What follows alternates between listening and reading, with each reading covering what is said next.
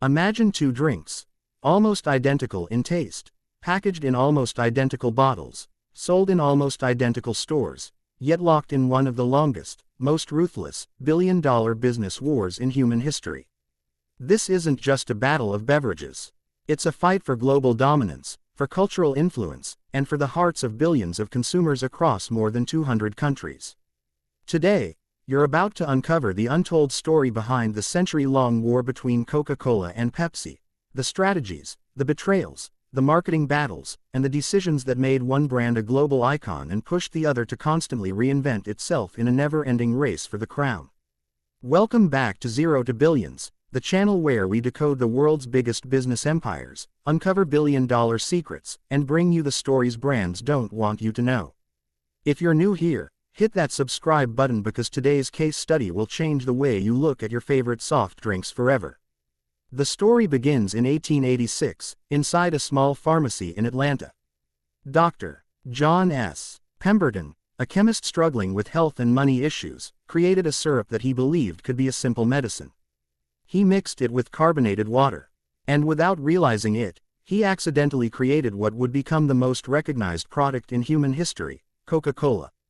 At this point, Coke wasn't a billion-dollar empire. It was sold for 5 cents a glass in soda fountains. Meanwhile, just a few states away, in 1893, a man named Caleb Bradham invented a drink he called Brad's Drink. A few years later, he renamed it Pepsi Cola. And just like that, the stage was set for the greatest brand rivalry ever, but neither inventor had any idea what was coming. By the early 1900s, Coca-Cola had one major advantage: the iconic contour bottle. While Pepsi was constantly changing bottle designs and formulas, Coca-Cola found something consumers could recognize instantly, even in the dark.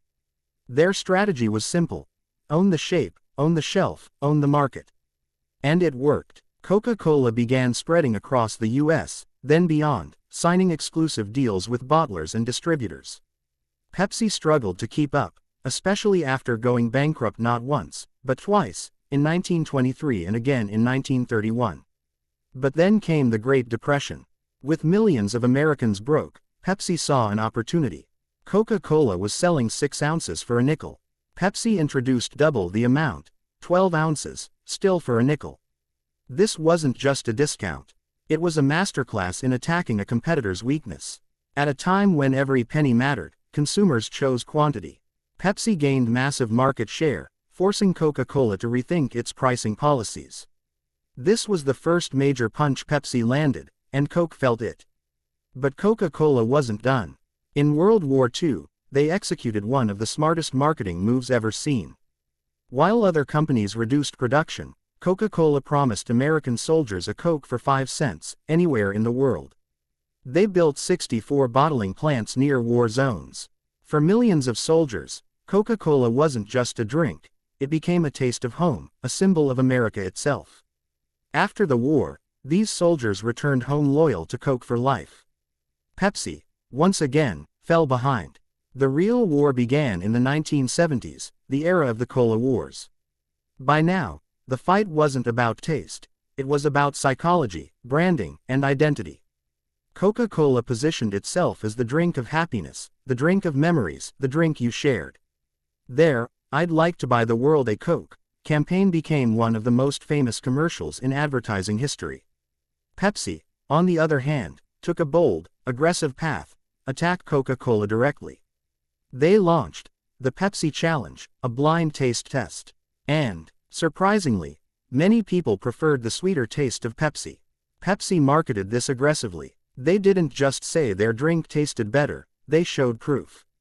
And it worked. Pepsi started winning younger consumers, launching the Pepsi Generation campaign. This was genius branding. Pepsi wasn't just a soda, it was youth, energy, rebellion. Coca-Cola suddenly looked old. Then Pepsi landed the biggest celebrity marketing punch in history. They signed Michael Jackson, the world's biggest superstar, in a $5 million deal. Later, they brought in Britney Spears, Beyoncé, David Beckham, and countless others. Pepsi wasn't selling soda anymore, they were selling celebrity, culture, and lifestyle. Coca-Cola panicked. In 1985, they made the biggest mistake in their history: New Coke. After taste tests showed people liked sweeter soda, Coca-Cola changed its 99-year-old formula. It was supposed to beat Pepsi. Instead, it turned into a disaster. Consumers were angry. Protests broke out. People started hoarding the original formula. Coca-Cola quickly realized something powerful. People didn't just love the taste. They loved the brand, the nostalgia, the identity. After just 79 days, Coca-Cola brought back the original formula as Coca-Cola Classic. The result: sales skyrocketed. What was meant to be a huge loss turned into one of the greatest marketing comebacks of all time. Meanwhile, Pepsi continued building its reputation with bold marketing moves. Their campaigns were flashier, more energetic, more youth-focused. But Coke had something Pepsi couldn't replicate: emotional loyalty across generations. Coca-Cola positioned itself not as a drink, but as a global symbol of joy. Open happiness. Taste the feeling. These weren't slogans, they were stories.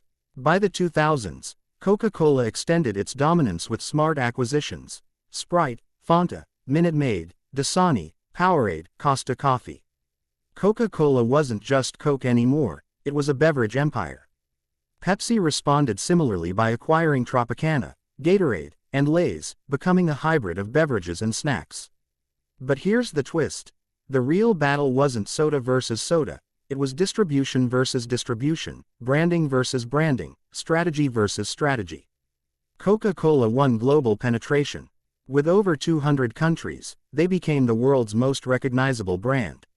Pepsi, however, won the youth segment and redefined lifestyle marketing. Coca-Cola won emotional branding. Pepsi won celebrity branding. Coca-Cola focused on consistency. Pepsi focused on innovation. Today, Coca-Cola is still the market leader in carbonated drinks worldwide. Pepsi dominates in sports beverages and snacks through Gatorade and Frito-Lay. The war never ended, it simply evolved. Now the battlefield includes zero-sugar drinks, energy drinks, flavored waters, and even the health-conscious market. But what makes this rivalry truly historic is not just product competition, it's how both companies pushed each other to innovate constantly. Without Pepsi, Coke might have remained slow and traditional. Without Coke, Pepsi may never have become bold and disruptive. Their competition created some of the greatest ads, biggest marketing ideas, and most powerful brand identities in the world. Coca-Cola and Pepsi don't just sell soft drinks. They sell emotion, nostalgia, personality, and culture. Their strategies shaped the modern advertising world. And even after 100 years, billions of gallons sold, and countless campaigns, one thing remains true. The cola wars aren't over. They simply entered a new chapter. And the question now is, in the next 50 years, who will win? The brand built on happiness? Or the brand built on rebellion? Only time will tell.